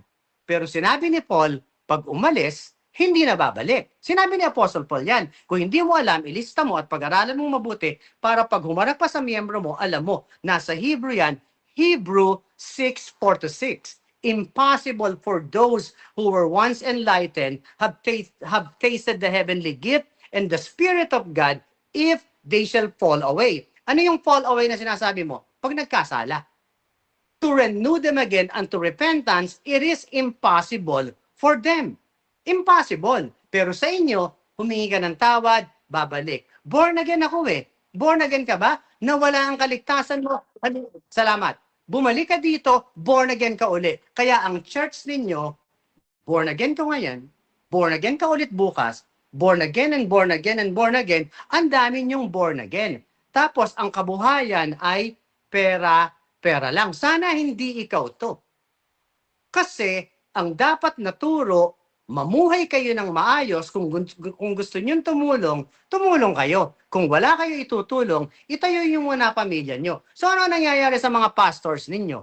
Nabubundat, di ba? Sana hindi ikaw to. Tingnan nyo yung mga pastors nyo. Magbago tayo. Tingnan nyo utak. Mas manyak pa sa mga tinuturuan. So sana ma-expose sa inyo. Ikaw, Brother Jesse, mabait ka naman.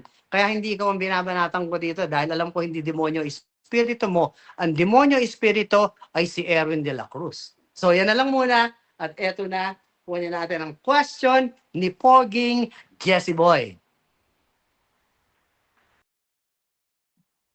Dako tayo mga kapatid sa ating second cross. Brother Jesse, your time starts So, now. sa second cross, pwede nang magtanong ng kahit ano ang negative. Una ko pong tanong, yes or no, agree ka ba na si Abraham ay naligtas by grace through faith? Yes, Abraham's believed God and it was counted to him as righteousness. Gagamitin ng Diyos si Abraham. Objection. Okay, Abraham, Isaac, and Jacob. Pagdating kay Jacob, hindi na through faith. Kill an animal to be saved. Next question.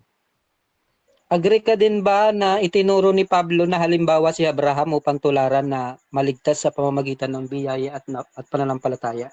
Yes, sinabi rin niya na si Abraham, yes, sinagot ko ng yes, Sinagot ko ng yes, sinabi rin niya, Abraham believed God and it was counted to him as righteousness. Hindi mo na sasabihin ng works. Sinabi niya, if it's by faith, then it is no more of works. Pero sa inyo, may water baptism. Faith with works kayo. Yan ang pagkakaiba natin. Next question. Yes or no? Yes or no? Agree ka may baptism sa Old Testament?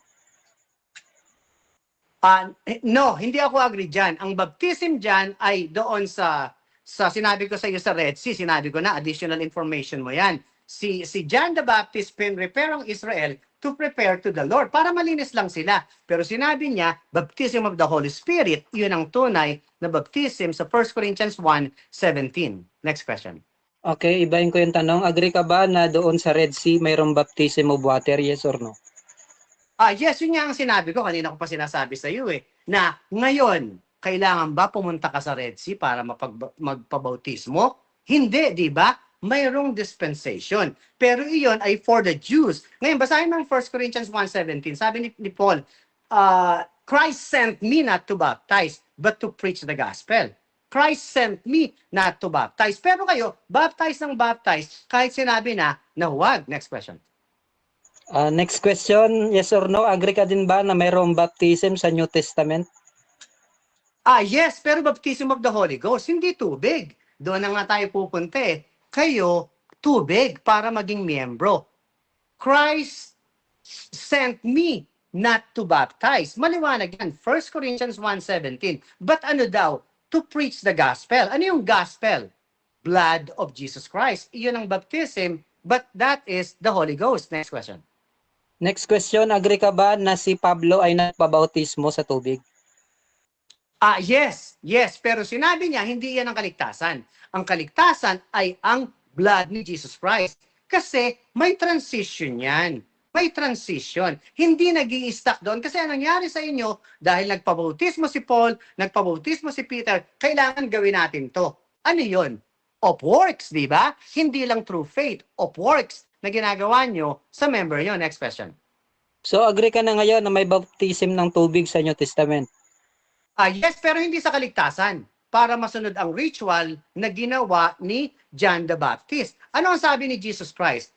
John indeed baptized you with water, but not many days hence, you will be baptized with the Holy Ghost. At iyon yung blood. Kasi nangyari sa inyo, ipinako nyo doon, pero ang totoo, para maging member nyo, para iglesia, red dito, white doon, para ang donation sa kanila. Pera-pera lang yan, Brad. Sana matutunan mo na. Next question. Yes or no, agree ka din ba na sa Old Testament pa lang tumatanggap na sila ng Holy Spirit? Yes, pero nawawala. Kaya nga ang sabi ni David, Lord, huwag mong tanggalin ang Holy Spirit ko. Doon sa isang propeta niya, tinanggal niya. Kila Samson, tinanggal. Pero dito, sinabi niya, grieve not the Holy Spirit, for you are sealed unto the redemption. Meron ka bang nakitang sealing of the Holy Spirit sa old?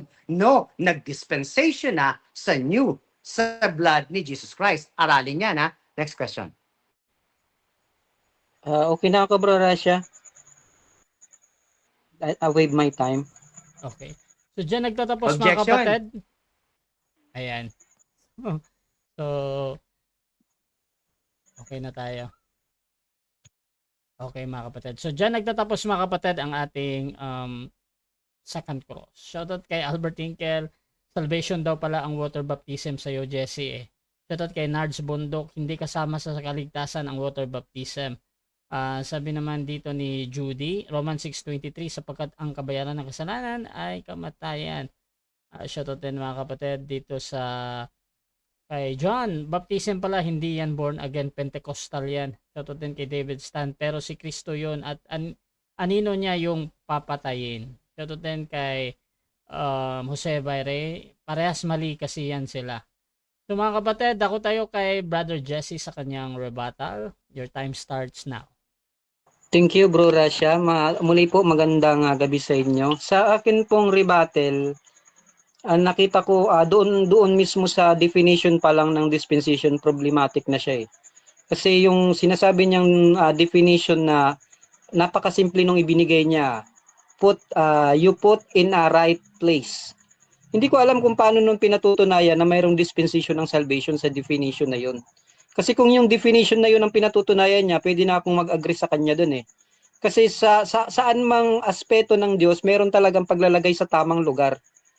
Pero ang pinag-uusapan kasi naming dispensation dito is sa iba't ibang kapanahunan, mayroong iba't ibang kaparaanan ng salvation or requirements. Katulad nung ibinigay ko kaninang halimbawa kanina, nasa Old Testament by law or by works, sa New Testament naman by grace through faith. Yun sana ang hinihintay kong patunayan niya. Pero doon pa lang sa definition, problematic na eh. Kasi anong ibig sabihin niya doon sa you put in a right place? Eh, ang problema kasi, kumuha lang siya ng sinasabi niya ng definition doon sa Bible na wala naman talagang nakalagay na yun ang definition. Iba kasi yung definition sa example. Eh, ang binibigay niya doon na example lang yun eh, hindi naman talaga yung definition. Kasi makukuha mo ang definition sa bago pa nila yun sabihin doon sa Bible, may definition na yun. Hindi naman pwedeng sabihin na yun na walang definition, hindi mo yun maunawaan. So dapat kumuha man siya ng referensya at least sa dictionary, ano yung definition ng dispensation. Kaya doon pa lang malabo na. Doon sa punto na yun. Tapos, ang sinasabi niya dito, para patunayan na mayroong dispensation, is mayroon daw pagpapatay ng hayop.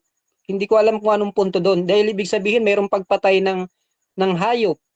Eh, may dispensation. Eh, ang tanong, yung bang pagpatay ng hayop doon sa Old Testament, nakakapagligtas? Kasi sabihin mong hindi, ay dito rin sa New Testament, hindi rin, anong pinagkaiba? Kasi yung pagpatay ng hayop sa Old Testament is kailangan mo, para masabing created sa iyo yung pagtunay talagang pagpatay mo, sumasampalataya ka.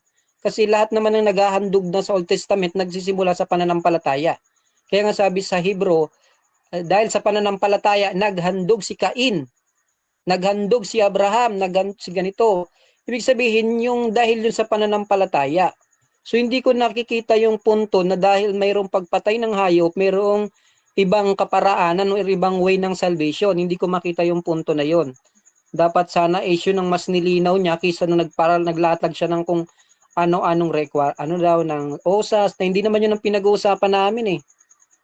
Kaya nga, pinipilit kong iwasan yung tanong, hindi dahil hindi ko masagot, kundi dahil irrelevant siya sa topic na pinag-uusapan. Kasi kung gusto mong patunayan na mayroong iba't ibang dispensation, ipakita mo dapat personal sa ebidensya na ito naligtas ito sa ganito. Ito iba naman, naligtas siya kung ito naligtas sa by grace through faith, ito sa by works, ito sa ganito. Yun ang para mapatunayan mo, may dispensation nga. Pero nung tinatanong kita, si Abraham ba naligtas by grace through faith? Oo. Tinuturo ba yan ni Paul bilang halimbawa sa mga Kristiyano? Oo. Sa Old Testament ba mayroong baptism? Meron sa New Testament, wala namang pinagkaiba. Pareho pa lang by grace through faith. So hindi ko makita ngayon yung consistency para masabi niya na nag-iiba-iba, may dispensation yung salvation. Kasi by grace through faith si Abraham, yun naman ang sinabi niya ni Paul na para mapawalang sala ang tao, ibig sabihin ng tao lahat, walang exempted doon. Ano ngayon ang pinasabi niyang mayroong iba-ibang dispensation? Tapos ginamit niya pa yung 1 Corinthians 9:17, Ephesians 1:10, dispensation in time saka yung grace of God. Hindi ko makita yung punto kasi kahit sa ang Old Testament or New, may grace talaga. In fact, binigay ko ng halimbawa sa time pa lang nung magkasala sina Adam and Eve, mayroon nang binigay na grasya. Tapos sa New Testament, grasya din. Sumasampalataya din lahat ng lahat ng propeta. Sumasampalataya din ang mga sa bagong tipan. At nilinaw din nilinaw din ni Paul na lahat ng tao sa Old Testament pinawalang sala sa pananampalataya. Itinuturo yun sa atin para maging halimbawa. Wala akong makitang punto na sasabihin natin na nag-iiba-iba yung dispensation ng requirements for salvation. Laging by grace through faith eh.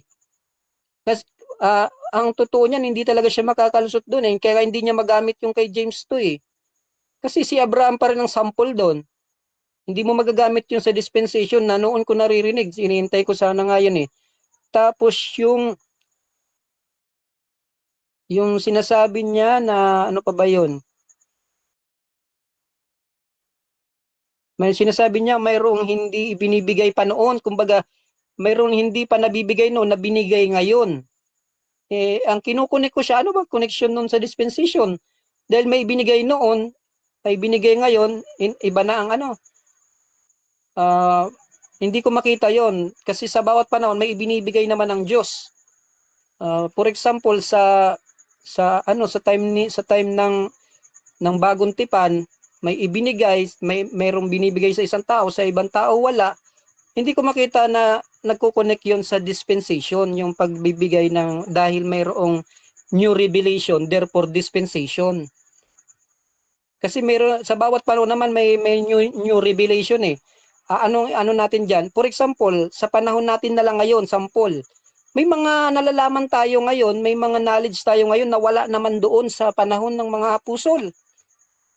Marami tayo ngayon invention o advanced na mga pag-aaral na wala noon. Ibig sabihin ba iba na yung dispensation natin? Dahil iba na yung ngayon, iba na yung revelation ngayon. Hindi ko nakikita yung connection noon na dahil hindi pa lubos yung mensahe noon sa Old Testament, therefore iba ang pinatutunayan lang kasi noon, hindi pa buo yung mensahe, pero hindi pinatutunayan noon na iba-iba ang requirements for salvation. Kasi malinaw ang itinuturo ng Old and New Testament by grace through faith. Malinaw yan si Paul sa Romans 4 eh. Kaya nga si Abraham na mismo ang ibinigay niyang sample para hindi na tayo magulo. And yet, ang iba ay ginugulo pa rin. Tapos doon sa sinasabi niya na ligtas, relevant na kasi yung mga sagutin yung iba, yung mga tungkol sa OSA, sa baptism. Ang necessary lang naman kasi dito sa pinag-uusapan namin dispensation is yung time na ipakita dapat ng time na mayroong iba't ibang kaparaanan ng Diyos ng salvation. Pero yun wala akong nakita eh. Ang iba yung nilalatag niya kasi doon sa pinatutunayan niya, kaya mahirap. Pero yun ang nakita nating mga problema doon kasi naunawa natin siya kasi sa definition pa lang malabo na eh. Paano mo papatunayan yung punto mo kung doon pa lang sa definition is you put in a right place? Malabo. Anong dispensation doon sa you put in a right place? Kasi kahit sa kubinantal, naniniwala niyan eh, na you put in a right place, lahat may kaayusan ng Diyos natin, lahat inilalagay niya sa tamang lagayan. But not necessarily, therefore, dispensation is true. Kaya medyo sorry, yun malabo. Gusto ko man kayong bigyan ng magandang debate, pero mukhang hindi. Thank you, Bro Rasha, yun na lang.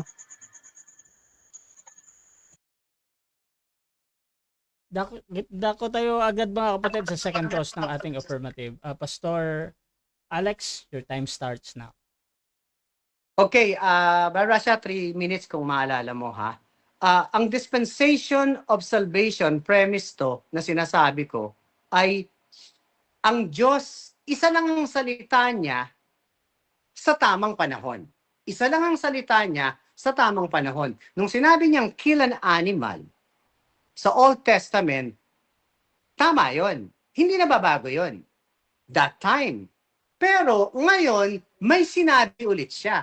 Ang sabi niya kay Apostle Paul, babasahin ko, Brother Jesse, pakinggan mo to ha. Ito ang sabi ni Jesus kay Apostle Paul. Sabihin mo sa kanila to. Ito sabi ni Paul. 1 Corinthians 1:17. For Christ sent me not to baptize, but to preach the gospel, not with wisdom of words, lest the cross of Christ should be made of none effect. Christ sent me not to baptize.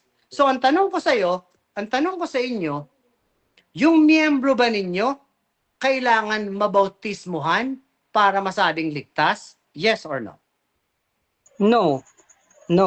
Bagaman naniniwala kami na kailangan yung bautismo kasi tinuro yan, hindi namin sinasabing requirements yan for salvation. Kaya nga hindi ko makita yung relevance ng tanong na yan sa issue mismo ng dispensation. Next question. Oh, okay. So at least pareho tayo dyan. Hindi na required. At least naklaro ko na hindi kailangan ang bautismo sa kaligtasan. Hindi kailangan sa church ninyo hindi kailangan ang water baptism sa kaligtasan sa church nyo. Yes or no? Yes, tama 'yon na hindi kailangan. Yes, pero ang sinasabi ko lang, not therefore a dispensation is true. Kasi kung titignan mo, pareho naman tayong naniniwala diyan, pero hindi ako dispensationalist. So ibig sabihin, hindi nung pinatutunayan yung puntong pinatutunayan mo, Pastor Alexander. Next question. Okay, yung mga Israelite ba, pumapatay ba sila ng hayop for the remission of sin? Ngayon, first of all, alam mo ba ang ibig sabihin ng remission of sin? Yes or no? Yes. Yes, alam ko at pumapatay sila hindi para sa salvation kundi panandali ang takip. Nilinaw naman 'yan sa Hebrew. So kung may pagpatay sila ng hayop sa New Testament, may pagpatay din kay Kristo bilang kaganapan. Kaya wala akong makitang therefore na dispensation iba-iba ang kaparaanan ng salvation. Next question. Okay, yung remission of sin ba, ang ibig bang sabihin noon, pag nagkasala sila, nare-remission ang sin nila, pumatay sila ng hayop para ma-remission? Yun ba ang pagkakaalam mo? Yes or no? Yes, yun ang pagkakaalam ko kasi ang nilalarawan noong pagpatay nila na sumasampalataya sila na mayroong isang ganap na handog na darating kay Kristo. So pinatutunayan pa rin yung true faith. Hindi mismo yung hayop ang naglilinis. Si Kristo pa rin. Sa Old and New, pareha si Kristo. Kaya hindi ko makita yung punto ng dispensation na nag-iiba-iba ang requirements for salvation. Next question. Okay, so ngayon yun ba ay ginawa ng mga Hudyo na pumatay ng hayop para sa pagsunod sa Panginoon? Yun ba ay ginawa ng mga Hudyo sa pagsunod sa Panginoon? Yes or no? Yes, ginawa nila yon noon, Pastor Alexander. Next question. Okay, ngayon ba ginagawa pa yon sa new dispensation? Kasi sabi mo, yes, sinusunod yun noon. Ngayon ba sinusunod pa yan? Yes or no? Hindi na. Kasi, no, hindi na kasi ganap na yung paghandog. Noon kasi hindi yun ganap. Pero hindi nun pinatutunayan, therefore, na iba-iba ang requirements for salvation or ang dispensation ng kaparanan ng salvation. Ang pinatutunayan lang noon, ang salvation noon is hindi pa ganap. Ngayon ay ganap na. Pero yung requirements, kung paano magiging ganap, nananatiling si blood ni Christ pa rin. Next question. Okay, so alam mo ang tribulation, di ba? Naniniwala ka sa rapture, yes or no? No, hindi po tayo naniniwala sa rapture. Next question. Oh, okay. Alam mo ba ang judgment seat of Christ versus the great white throne judgment? Yes or no? Yes, alam ko yan. Magkaiba po yan kasi yung judgment for Christ sa mga sa mga believer, yung white throne naman is sa mga unbeliever. Next question. Okay, so parehong judgment ni Jesus Christ yun, pero magkaiba. Yes or no? Yes, magkaibang judgment pero hindi pinatutunayan na magkaibang requirements. Kasi magkaiba lang yung taong pinag-uusapan. Ang believer and unbeliever. Pero kung paano siya naging believer at paano naging unbeliever, hindi nag-iiba yung requirements doon sa dalawa. Next question. Okay, sa great white throne judgment, wala bang ligtas doon? Yes or no? Yes, meron. Pero ang sinasabi ko, hindi nakabase sa paiba-iba, kundi by grace through faith pa rin, maging sa white or sa kay Christ na judgment. Next question. Sa judgment seat of Christ ba? May mapupunta ba sa impyerno? Yes or no? Sa judgment of Christ, wala. Sa judgment of Christ, wala po. Pero again, hindi nun pinatutunayan na may dispensation. Ang pinatutunayan lang nun, mayroong ligtas, mayroong hindi. Pero kung paano sila naligtas, walang kinalaman doon. Next question. Okay, sinabi mo, merong judgment seat of Christ, merong great white throne judgment. Sinabi mo, nag-agree ka, pareho tayo dyan. Sinabi mo rin sa judgment seat of Christ ay lahat mapupunta sa langit. At sinabi mo, sa great white throne judgment, meron ding ligtas, pero ang paraan ka mo ay grace through faith. Ngayon, yung judgment ba na yon, magkapareho ba yon? Yes or no? Magkaiba yung judgment doon kasi ang judgment sa white throne is for unbeliever. Dito naman sa Christ is for believer.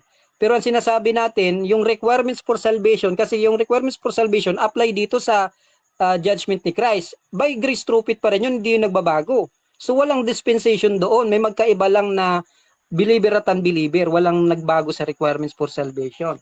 Next question. Pero sa judgment, sa Great White Throne Judgment, meron din siyang ililigtas doon, yes or no? Sa wala, no. Nagkamali lang ko ng sagot kanina doon sa iyo. Hindi ko masyadong naunawaan. Wala, no. Next question. Okay, so sa Great White Throne Judgment, doon ba niya hahatulan ang sheep and goat? Yes or no? Hindi. No. Sorry. No. Kasi wala nang paghatol sa mga sheep, sabi sa Romans 8:1. There is no therefore condemnation for those who are in Christ Jesus. Next question. Okay, may bababasa ba sa Revelation na sa end of the world, sa Great White Throne Judgment, ay ihahatulan ng Diyos ang sheep to the right side and the goat to the left side? Revelation, yes or no? Yes, meron. Pero iniwalay muna sila bago inatulan. Kung babasahin mo yung Matthew 24, I think. Hiniwalay muna yung tupa sa kambing, sa right yung yung tupa sa tulipang kambing bago sila hinatulan. Ibig sabihin yung paghihiwalay mismo mayroon ng ibang basis kung paano sila pinaghiwalay kasi nauna yung separation from judgment. Next question. Okay, yung judgment, ano ang tawag dun sa judgment na yon? Judgment of Christ or Great White Throne Judgment? Yung pagsiseparate I object. judgment. I object. Brother Rasha.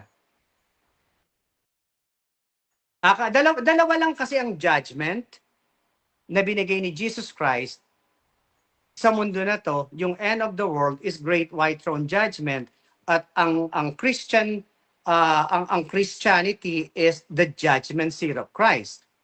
So ngayon, ang question ko lang dito ay dalawa pagpipilian. Yung doon sa sheep and goat, doon sa sinabi mong may naligtas at walang naligtas, sa sinabi mo nagkamali ka, wala palang ligtas. Tapos ngayon sinabi mo, na-separate na sila, binigyan na sila ng judgment, meron palang ligtas. Ano ang tawag doon? Great White Throne Judgment or Judgment Seat of Christ? Can I respond doon sa objection? Proceed. Kasi wala naman siyang yes or no, bro Rasha. Hindi ako obligang masumagot ng yes or no. Kung doon sa pagpipilian niya, ay pwede ko yung sagutin ng nasa unahan o nasa ulihan. Kaya dapat maghintay sana siya ng sagot. Okay. Brother Rasha, pakihatol. So, ganito. Yung pagpipilian lang naman yung importante sa akin, no? So, Pastor Alex, yung sa huling bahagi, bro, yung pagpipilian, bro, paklaro nga ulit. Okay. Premise lang to, Jesse, for your educational purpose. Pagka sinabi kong yes or no, doon ka pipili. Pag sinabi kong black or white, doon ka pipili. Pag sinabi kong judgment seat of Christ or Great White Throne Judgment, doon ka pipili. Pag sinabi kong is it 1 or 2, doon ka pipili.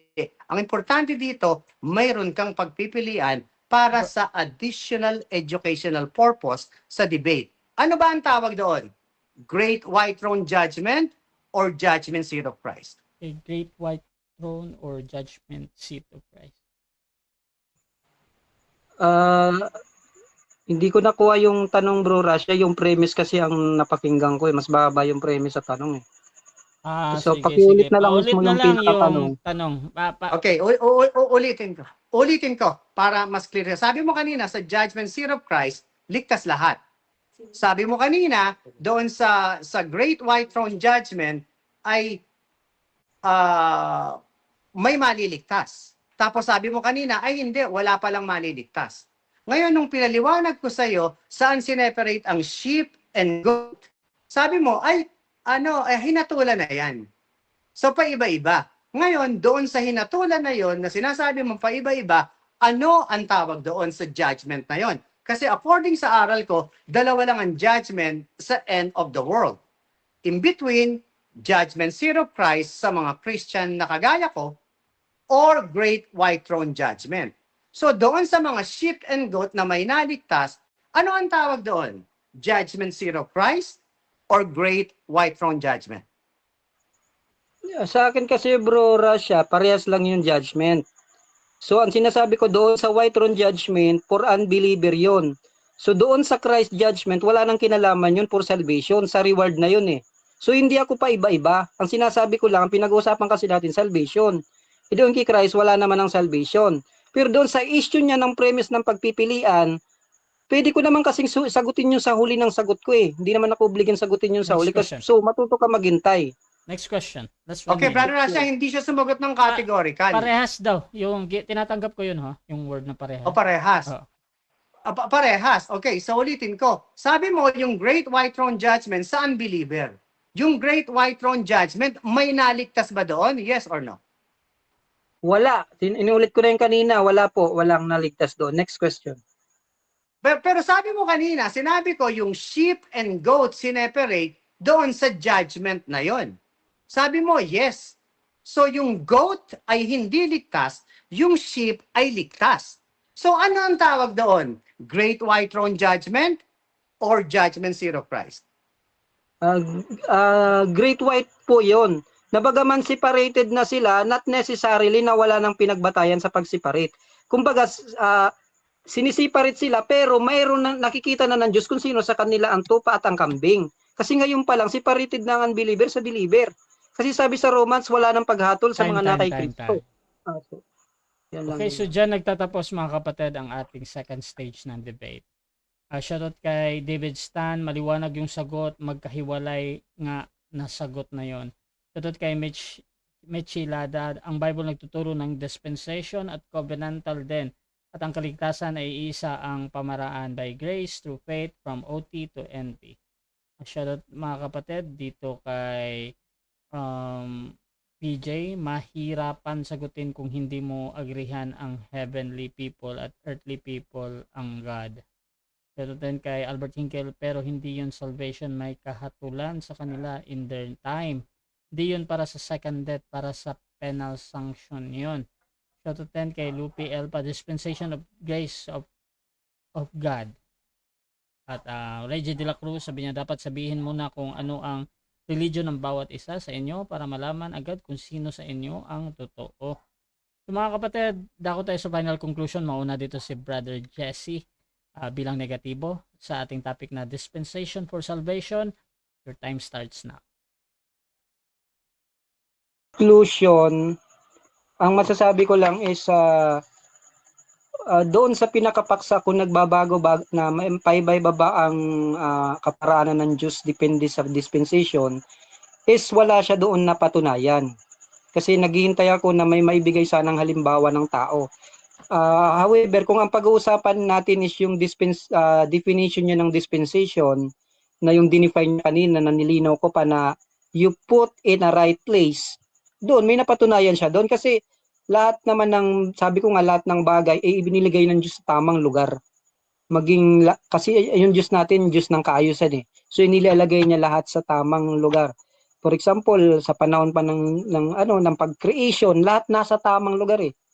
Doon pa lang sa creation, ibig sabihin may dispensation na agad doon. Wala. Hindi nung pinatuto namin dispensation agad sa creation dahil nilagay sa tamang lugar. So doon sa punto na yun, yung topic talaga natin na biblical dispensation na may kinalaman sa salvation is walang napatunayan doon sa definition mismo. So kung mali na ang definition, lahat ng papatunayan mali na, bro Rasha eh. Kasi doon pa lang sa definition ng papatunayan mo may problema na. Pag mali na ang definition mo, mali na yung pinatutunayan mo. Kasi ang definition dapat na pinag-uusapan natin, nag-iiba-iba yung kaparaanan o requirements ng Diyos sa salvation sa old and new na hinihintay ko. Pero nung tinatanong natin siya, by grace through faith ba si Abraham? Yes. By grace through faith ba ang mga tao sa New Testament? Yes din. May baptism ba sa Old? Meron. Sa New Testament, meron. Ang sinasabi niya na lang, ay not for requirements for salvation. Agree naman kami dun pareho. Pero kung titignan mo, yung way of salvation ng requirements, pareho eh. Wala akong nakikita na dapat may maibigay siya na si David ba, naligtas ba siya by works? By true faith lang. Sino ang naligtas by works? Wala siyang naibibigay ngayon. Kaya yun ang naging observation ko. Naghihintay ako na at kung hindi man sa definition, at least sa example, wala rin. Kasi doon sa mga talata na binigay niya, nirepute na natin, wala din doon napatunayan eh. So at least sana doon lang sa sample na lang kasi sa definition wala na eh. So ang nangyayari kasi naglalatag siya nung ano diyan yung pabor sa kanya na irrelevant na sa topic. Yun ang nakita ko katulad nung OSAS na ligtas na ba ako? Hindi yun ang topic namin kung ligtas na ba ako o hindi eh. Kasi ang ano nun, personal na sa akin yung kung ligtas na siya o bahala siya. Kung ligtas na ako, bahala rin ako. Pero hindi yun eh, dispensation. Yung kaparaanan ng Diyos sa salvation, nagbabago-bago ba? Hindi. Doon ang inintay ko, walang napatunayan. Hindi niya rin magamit yun niya kay James. Kasi si Abraham pa rin ang sample doon, mahirapan siya doon. At doon sa paghahandog naman sa tupa, nakita natin, hindi rin nun pinatunayan eh. Kasi kung may paghahandog sa Old Testament, may paghahandog rin sa New Testament. Ang paghahandog si Christ na kaganapan. So ang pinatutunayan lang nun, hindi ganap yung paghahandog sa luma, sa New Testament, ganap na. Pero pareho pa rin may paghahandog. So hindi niya pinatutunayan na iba-iba ang kaparaanan. Ang pinatutunayan lang nun, may iba't ibang panahon na ng pagtanggap doon sa salvation. Kasi naging kaganapan sa New Testament, yung pananampalataya nilang kaligtasan nila sa pananampalataya na nakuha sa biyaya, napatagal lang, na late lang, pero sa atin ngayon, on time. Pero pareho din yung requirements. Kumbaga, sa dalawang nagtatrabaho si Bro Alexander, nagtatrabaho ako, nahuli ako, siya yung nauna, pero yung sahod namin sabay ibinigay. Magkaiba lang yung timeline namin, pero pareho din kaming, ang required sa amin, magtrabaho pareho. Yun ang sinasabi ko, na sa Old and New, magkaiba yung timeline kung paano nila nakuha yung salvation, pero yung requirements pareho. Kaya hindi pinatutunayan yung dispensation. So yun yung nakita natin na hindi talaga napatunayan yun ng affirmative na hinihintay natin.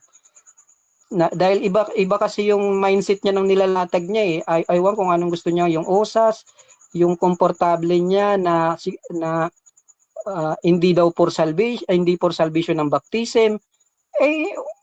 Hindi nga magkapareho naman kami ng doon paniniwala doon, magkaiba lang kami sa dispensation na yun dapat ang tinututukan namin pag-usapan. Kaya overall, wala rin siyang na-refute doon sa mga sinabi ko na by grace through faith, kasi inagrihan niya rin, inisaysa ko pa nga, inagrihan niya din na mayroon yung sa New Testament, inagrihan niya din na ang Diyos hindi nagbabago, ang kautusan na hindi para ng kaligtasan, hindi niya yun ni-refute. Ang bagong tipan ay katuparan ng lumang tipan, hindi niya rin yun ni-refute. So nananatili yung tayo natin, pero yung tayo niya, problematic kasi sa definition pa lang problema. So, malinaw. Pro Russia. Thank you. Okay, dako tayo sa final conclusion din ng ating affirmative sa kanyang pinatutunayan na biblical ang dispensation for salvation. Your time starts now. Okay, Brother Rasha, magta-timer na ako ha. Palagay ko kaya ko na to, 5 minutes. Okay. Okay, dispensation of salvation from Genesis to Malachi. Naniniwala ako doon sa kay Abraham. Kay Abraham believed God and it was imputed, counted to him as righteousness. Kasi yun ang plano ng Diyos. Gagamitin niya ang lineage ni Abraham, kanino? Kay Isaac, Jacob, and the 12 tribes. Pero kailangan alam nyo kung ano ang utos ng Diyos sa panahon na yon. Inadmit naman ni Brad na pumapatay ng hayop. Pero sabi niya, hindi sa kaligtasan. Pero nung sinabi ko, alam mo ba ang ibig sabihin ng remission? Sabi niya, alam daw niya. Pero hindi niya in-explain kung ano. Ang ibig sabihin ng remission ay ganito. Pag pumatay ka ng hayop, ngayon, hindi ka pa talaga fully naligtas pagdating papunta sa langit. Pag nagkasala ka, iyan ang tinatawag na remission of sin. Pag ikaw ay nagkasala, kill an animal. Pag nagkasala ka uli, yung kasalanan mo, nag-remission, bumalik. So ano gagawin mo? Pumatay ka ulit ng animal para mag-glorify yung Panginoon kasi iyon yung batas noon. Yung sinasabi mo na ang law ay hindi nakapagliligtas. Hindi naman nakapagliligtas talaga ang law dahil walang makakasunod. Pero nagbigay ang Panginoon para maging kadikit ang mga Hudyo, gumawa siya ng temple na sinabi niya, ialay niyo yung blood na to dito sa temple na to para ma-remission ang mga kasalanan niyo. At pag namatay kayo, pupunta kayo kay Abraham's bosom at in the future, pagdating ko, after this dispensation, pag namatay ako at alam mo, bumaba siya si Jesus Christ at kinuha niya yung Old Testament saints. So, biblical ba ang dispensation? Binasa ko na sa inyo kanina kasi kung mag-aral kayo, ang gusto nyo, dadalahin nyo lang yung isang aral at sasabihin nyo na, yun ang doktrina. Sinabi ni Apostle Paul, yung misteryo ng dispensation of the grace of God, ito ay misteryo na sa akin lang inireveal. Ano yung inireveal sa kanya? Yung gospel of salvation. O baka hindi mo alam, Colossians 2:10. Sinabi niya, we are complete in Him, in whom also you are circumcised. Baka alam mo, pagtutuli, di ba? Nung panahon ng Old Testament, ang tinutuli yung ari ng Hudyo para patunayan na sila ay Hudyo. Circumcision of the flesh, cutting off the flesh ng mga tao at iyon ang token ng Panginoon sa mga Hudyo. Ang tawag doon ay circumcision. Pag pumunta ka ngayon sa dispensation, sabi ni Apostle Paul, in whom also you are circumcised. At tinuli din pala kami. Pero anong sabi? With the circumcision made without hands. By the circumcision of Christ, by putting off the body of the sins of the flesh through Christ. Circumcision noon, tinutuli yung ari. Circumcision ngayon, separation of the Spirit. At pag nangyari yon, you are sealed with the Holy Spirit. Sa Old Testament, hindi. So, may dispensation, may nababago. Di ba? Paano ka makonsider na Hudyo, magpatuli ka? That time. Ngayon, ganun pa ba? Hindi na. There is no Jews, no Gentile na ngayon. So ano na ngayon? You must know the gospel of Paul. Kaya nga sabi ni Apostle Paul sa Romans 1:16, I am not ashamed of this gospel. It is the power of God unto salvation. Kanino binigay? Kay Paul. Pero mamaya, susundin niyo si James. Sabi ni James Eka, faith without work is dead. Pero pag binasa mo yung James 1:1, I am the apostle of Christ to the 12 tribes of Israel. Sasabihin niyo, hindi sinabi ni James yon.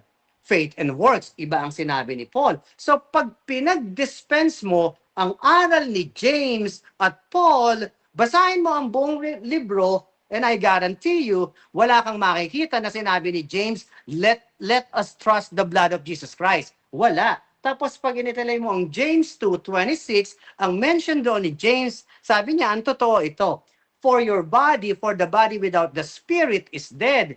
So faith without work is dead. Sarcastic yun. Never nagturo si James ng blood. Pero pagdating kay Paul, blood justification. So hindi nyo inaral. Ang ginawa nyo, pinagsama nyo, iminix nyo para masabi nyo na kayo ay born again ngayon, born again bukas, at 100 times na born again. Pag-aralan nyo yan. Okay, so dyan nagtatapos ang debate natin between blood is salvation and born again. So dako tayo sa ating pasasalamat. Mauna si Pastor Alex. Okay, so maraming salamat Brother Jesse, Brother Russia. Sa gusto ko lang sabihin talaga, maganda yung debate, hindi ko pwedeng, alam naman ni Brother Jesse, kalabang ko siya, aralang kami angasan. Sana lang sa mga nakikinig, nakita nila, ibig sabihin ng dispensation ay may nababago. Pagka sinabi mo lang na old, merong new, may nabago. So yun lang gusto kong makita at sana ay na-bless ang mga tao dito. Brother Russia, thank you. Brother Jesse, born again ka, born again ako, one time lang ha. Ligtas na tayo. May God bless us all sa mga viewers. In Jesus' name. Brother Jesse, pasalamat. Okay, unang-una nagpapasalamat tayo sa Panginoon dahil pinahintulot niya itong pag-uusap na sana ay mayroong mga natutunan yung nakapakapakinig. Salamat din sa lahat ng nakinig at nagtiyaga na makinig, lalo na kay Bro Albert, laging nagpapump yung comment niya kasi naka-mention ako. Thank you sa pagsuporta at pakikinig nyo, mga kapatid. Ganun din, thank you Bro Russia sa patuloy na pagmamoderate. Siguro ay send mo na lang yung Gcash mo at makapag-send ako bukas kasama na yung mga dati ko pang utang sa'yo. At gabi na rin kasi baka sarado na yung tinda. Pero kung bukas pa mag-send ako. Salamat sa lahat na po sa pagsuporta nyo sa Russia TV at sa lahat po ng nakikinig. ganun din salamat kay Pastor Alexander sa patuloy niyang pangangaral. Na bagaman mali kami is mali ay pareho kami ng paniwala or magkaiba kami ng pananaw doon sa topic is nandun pa rin yung respeto at galang sa pag-uusap at hindi kami yung iba yung parang nagsisigawan, nag-aaway talaga. So all in all, maraming salamat po sa inyo sa patuloy niyong pagsuporta sa Russia TV at sa pagnood ng debate ngayong gabi. God bless you all. Russia TV, gusto rin magpasalamat sa lahat ng sumusuporta at laging naniniwala pa din sa ating pagmamoderate. Gusto yung sumali sa ganitong gawain or maghamon man sa dulong ito, nandito si Pastor Alexander Santos, lalong-lalo na pag sa usaping salvation, at si Jesse Baracheta, mga kapatid. Syempre, lagi-lagi yan kahit agad-agad talagang tumatanggap ng mga debate. At mga kapatid, pwede nyo silang i-follow kay Pastor Alexander dahil meron silang mga sari-sariling content din or mga posts sa kanilang pananampalataya. So you can follow Pastor Alexander and Brother Jesse, no, sa kanilang Facebook at sa akin ding Facebook, Russia Vista, mga kapatid, dahil dito ko laging nagla-live. At sa ating YouTube channel, Russia Debates, mga kapatid. So Russia Debates TV nandun. At yun, this is Admin Russia, mga kapatid, ng Russia TV, and we're out.